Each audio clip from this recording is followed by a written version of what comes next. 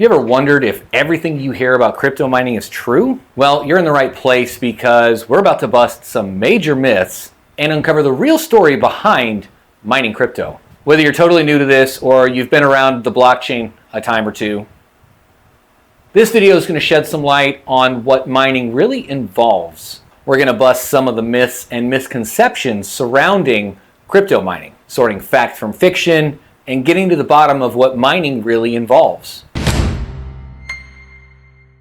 Myth number one, crypto mining is easy money. So this myth started back when crypto was new and not many people were mining it. Early on, a few miners could make a good amount of money just by running simple software on their home computers. This made many people think that mining was an easy way to make money, not just with Bitcoin, but with other cryptos as well. However, the reality of crypto mining today is quite different. As more people started mining, the magic crypto math problems that miners need to solve to get crypto rewards have become much harder. This increase in difficulty happens for both Bitcoin and various altcoins and is meant to keep the release of new coins steady. To deal with these tougher problems, miners now need to invest in powerful and expensive equipment. This equipment, like specialized computers called ASICs, application-specific integrated circuit for Bitcoin, or higher-end graphics cards for some altcoins. They consume a lot of electricity, which can become very expensive very quickly. Because of these costs and the ups and downs of the market price, mining has become less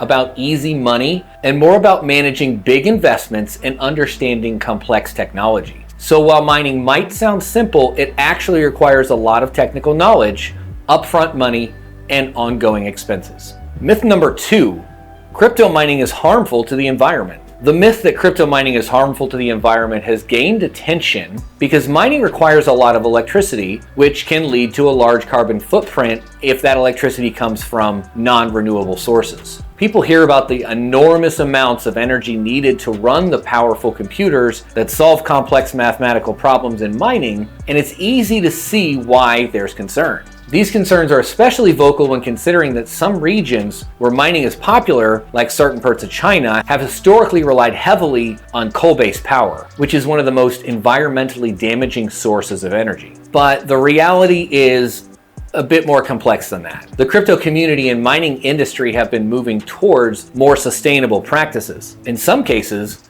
miners are locating their operations in areas where renewable energy is abundant and cheap, like hydroelectric power in regions in like Scandinavia and parts of Canada. Additionally, there's an increasing push within the industry to improve energy efficiency and reduce waste through advancements in technology, such as more efficient cooling systems or the use of wastewater for other purposes, or even curtailments from power suppliers. Some blockchain networks also are shifting from energy-intensive mining methods to more eco-friendly approaches like staking, which doesn't require massive computational power. So while it's true that crypto mining can impact the environment, the degree of impact varies widely, and there have been significant efforts underway to reduce this footprint. Myth number three, crypto mining is a Ponzi scheme. I think this myth comes from a misunderstanding about what mining actually involves and how it functions within the crypto ecosystem. A Ponzi scheme is a scam that promises high returns with little risk to investors. The scheme generates returns for older investors by acquiring new investors. This is very different from how crypto mining actually works. Crypto mining is a legitimate process where miners use powerful machines to solve complex mathematical problems that validate transactions on a blockchain. When miners successfully solve these problems, they help maintain the blockchain security and integrity by verifying transaction information and updating the blockchain with new blocks of data. In return for this work, miners are rewarded with newly minted coins and transaction fees. Crypto mining doesn't rely on recurring new participants to pay crypto to older ones.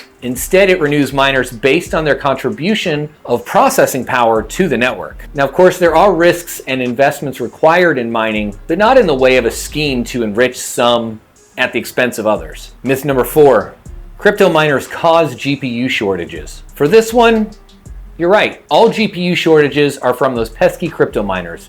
Yeah, fuck them gamers. You don't deserve GPUs. I'm just kidding, of course. The idea that mining is a major cause of GPU shortages does have some truth behind it though. But There's more to the story here. Graphics cards are used by miners to solve crypto problems needed to earn cryptocurrency, especially when the prices of these digital currencies are super high. Because of this, during periods of high crypto values, like during the bull run, miners might buy up lots of GPUs, leading to shortages. This can be frustrating for others who need GPUs, like gamers, who find themselves competing with miners for limited supply. However, it's not just miners that cause these shortages. There are many other reasons why GPUs might be hard to find, like problems in manufacturing, shipping, more people buying them for gaming, and their use in professional areas such as data science and AI. So, while miners can affect the availability of GPUs, they're not the only reason these shortages happen. It's important to see the bigger picture and consider all the factors that contribute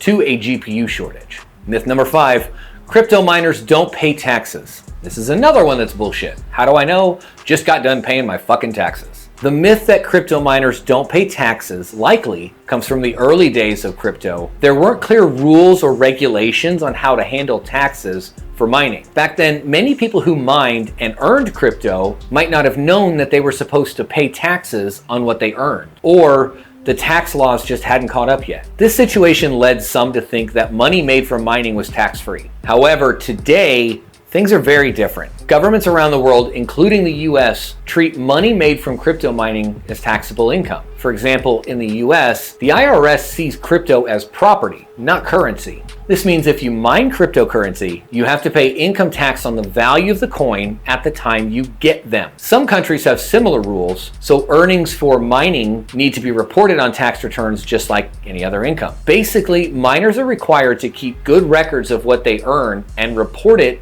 to the tax authorities to stay on the right side of the law. Myth number 6, Bitcoin mining is coming to an end. The idea that Bitcoin mining is coming to an end might worry some people, but it's based on a misunderstanding of how Bitcoin actually works. This myth comes from a fact that there's a limit to how many Bitcoins can be mined, 21 million. Bitcoin is designed this way to prevent too much of it from flooding the market and causing inflation. Unlike government-controlled currencies, Bitcoin printer can't go burr. Some people think that mining will stop once all 21 million coins are mined. However, this limit won't be reached until around the year 2140, so it's a long way off. Even when all the Bitcoins have been mined, mining won't just stop. Right now, miners get new Bitcoin as a reward for verifying transactions and maintaining the blockchain. After the last Bitcoin is mined, they won't get new Bitcoins anymore, but they will still collect transaction fees, which are paid by users to have their transactions added to the blockchain. As the rewards in new Bitcoins decrease roughly every 4 years